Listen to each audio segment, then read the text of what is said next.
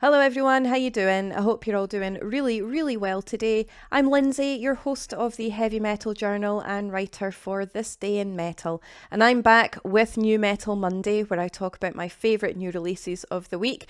And it was so strange not putting out a video last week. A couple of you guys had messaged me or left me a comment on social media saying it was really strange not having a New Metal Monday video last week. It was strange not posting one, but time was against me. I was on holiday, I was on a family holiday, so I just did not have the time to sit down and record because I wasn't here. But I'm back now, and that's the main thing, and I have 4 brand new albums that I want to talk about, so I'm just going to jump straight in. Okay, so the very first album that I want to talk about technically isn't a new album, but the band have released a remastered version to celebrate its 10th anniversary, and that's Obliviscaris with Citadel. And like I said, they are celebrating the 10th anniversary of their iconic second album that was released back in 2014. And if you didn't already know, they are an extreme progressive metal band. Now, what I really like about this band is, yes, they're very progressive, and yes, they're very extreme. It's in the title of the subgenre, right? But it's more than that. They have this uncanny ability to create sonic soundscapes that take you on a proper majestic, adventurous story. Lots of violin, lots of orchestration, extreme guitars, guttural vocals, clean vocals, blistering drums.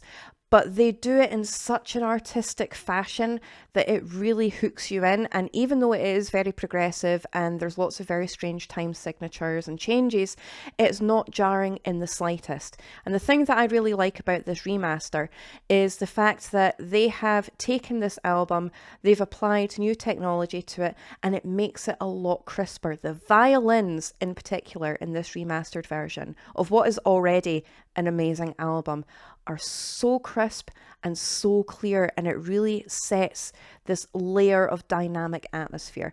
Plus the metal side of things in this is just absolutely extreme as well. I love it, and it's just something different. Very grand, very operatic and grandiose and dramatic, but it still has all of that crushing extreme metal from various different genres in there as well, with orchestration on top. It's just an absolute joy to listen to. So if you like the band, check out the remastered version. It was actually quite quiet. They didn't really make a lot of noise about the fact that they were re-releasing this iconic album.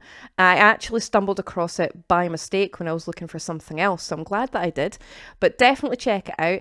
If you haven't listened to the band much before, or if you've never heard of them at all before, definitely start here. This is an absolutely fantastic album. Okay, so on to the new stuff. Of course, if anybody has followed me longer than 5 minutes online, or have even come across 1 or 2 of my videos on YouTube at all, they're going to know this band is going to come up straight away. And that is Dark Tranquillity with End Time Signals. And it's the 13th studio album from the Swedish melodic death metal band. This band are up there amongst my all-time favourites. I absolutely adore this band, and I just can't get over how amazing this album is. And honestly, this is one of their strongest albums to date. In my personal opinion, I don't think Dark Tranquillity have a bad album, but there's something about this one that completely blew me away. It's aggressive, it's angry, but it's also beautifully emotive. Gorgeous harmonies and melodies in this.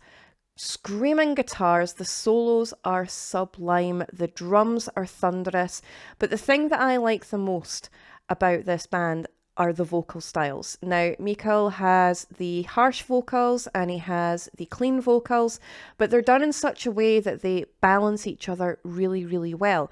Yes, his harsh vocals are incredibly commanding, very strong and powerful, very harsh and extremely demonically guttural. But there's something about his clean vocals that are just otherworldly. They're very clean, they're very crisp, they're very soft, and they're very smooth, but there's also a lot of power behind that as well.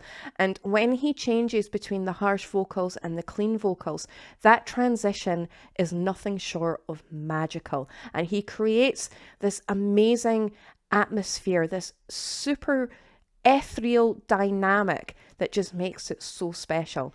This album made me feel various different emotions across the entire spectrum. And you know when you listen to an album and it hits you both in the chest and the gut at the same time and it just grabs hold of you? That's exactly what this record did. I felt angry listening to this. I felt motivated.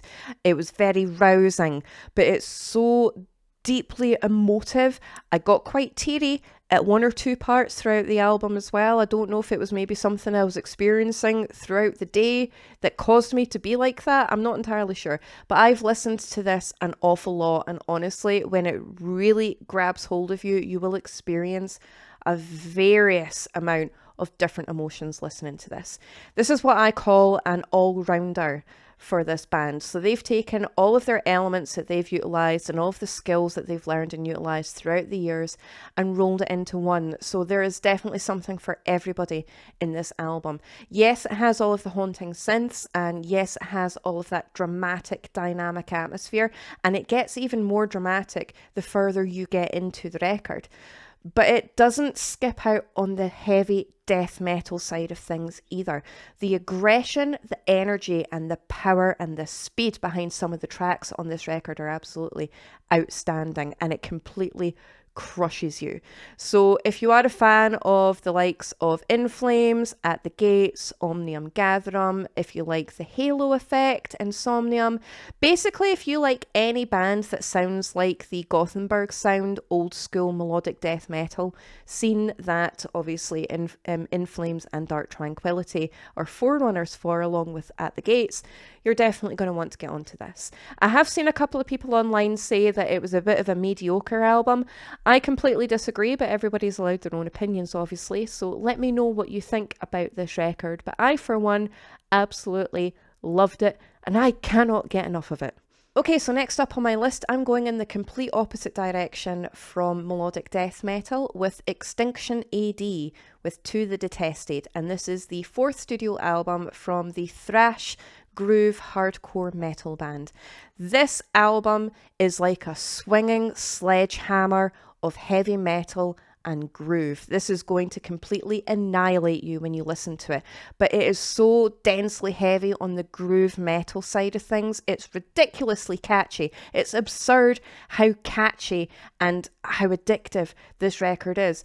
As well as the Dark Tranquillity album, I cannot stop listening to this album either. You have that frantic riffage, screaming solos, you have the rasping vocals that are erring on the side of thrash metal with a little bit of hardcore in there as well, but like I said, it's so ridiculously catchy.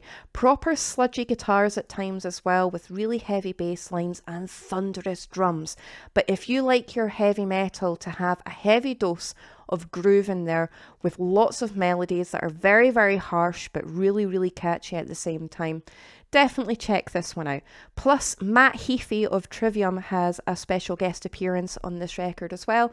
And there's also a track that sticks out that has quite a Puerto Rican vibe to it, which is actually paying a homage to the vocalist roots, which kind of reminds me of a little bit of Soulfly and a little bit of Sepultura, so that was pretty cool to listen to. I was not expecting that, because this is very Pantera-esque, that kind of groove, kind of metal throughout the entire record, with a little bit of Hatebreed thrown in there as well. So when the Puerto Rican side of things came into play, was not expecting it, and that was a very, very welcome surprise, and I love that track. In fact, it's one of my favourite tracks of this record. So like I said, if you are a fan of the likes of Pantera and Machine Head, Hatebreed, but you also like the thrash side of things like Testament and Slayer, because all of that is mixed into one, you're definitely going to want to get onto this. But this is a highly addictive record, and it is so fun to listen to, despite the fact that it's going to smash you to pieces. Okay, so last up on my list, but certainly by no means least, I have Thermality with The Final Hours. And this is the second studio album from the Swedish melodic death metal band. Now, there's huge elements and inspiration from the 90s melodic death metal scene and early 2000s, with a little bit of metalcore and a tiny little hint of goth and doom in there as well. And I'll explain why I think that is in a minute. But if you like that kind of 90s, early 2000s melodic death metal scene and the metalcore scene that kind of came from that round about that same time period, you're definitely going to want to get onto this. And when I say metalcore, I mean Shadows Fall, Killswitch Engage, As I Lay Dying, that kind of vibe, even a little bit of Bleed From Within, that kind of genre of metalcore where it's the harder, heavier side of the metalcore genre, mixed in with the 90s, early 2000s melodic death metal scene. So basically what they've done is they've taken the old school style and the modern new style and rolled it into one to create this very dynamic atmosphere, and it's an absolutely fantastic sound. Yes, it's very guitar centered, so you can expect a lot of intricate riffs and screaming, flying solos. The solos in this are unbelievable and I absolutely loved it, and they really draw you in. Thunderous blast beats, rhythmical drumming, heavy bass lines, all of that really cool ethereal synth, but not too heavy. It is very subtle, it's obvious, but at the same time it is very subtle and it's not overbearing and it's very, very well placed. But it's the vocal style that really caught me off guard as well. Primarily, it is very guttural and very, very harsh. But when the cleaner vocals come in, they have quite a bit of a doom kind of gothic tinge to them, which completely contradicts the melodic death metal side of things. And it's a great comparison and it really breaks things up quite a bit. There's beautiful piano in this, and it's just a really amazing melodic death metal sound. This is only their second album and it's absolutely unreal. So I'm looking forward to see where these guys are going. But if you are a fan of early In Flames, if you are a fan of Dark Tranquillity, but if you're also a fan of any of the metalcore bands from the late 90s, early 2000s, like Killswitch Engage, As I Lay Dying, Bleed From Within, mixed in with that early In Flames sound, you're definitely going to want to get onto this. It's very interesting, it's very fun, and I loved this record. And that's it for this week's New Metal Monday. Once again, comment down below to let me know what you think of today's records. And if you have any of your own recommendations, let me know and I will definitely get them checked out. Let me know what you think of Dark Tranquillity's new album. Do you agree that it's mediocre or do you love it as much as I do? I think I'm obsessed. I'm borderline obsessed with that album. I'm probably going to play it again after I finished recording this video because I absolutely love it. Thank you so much, and I will see you very soon in my next video.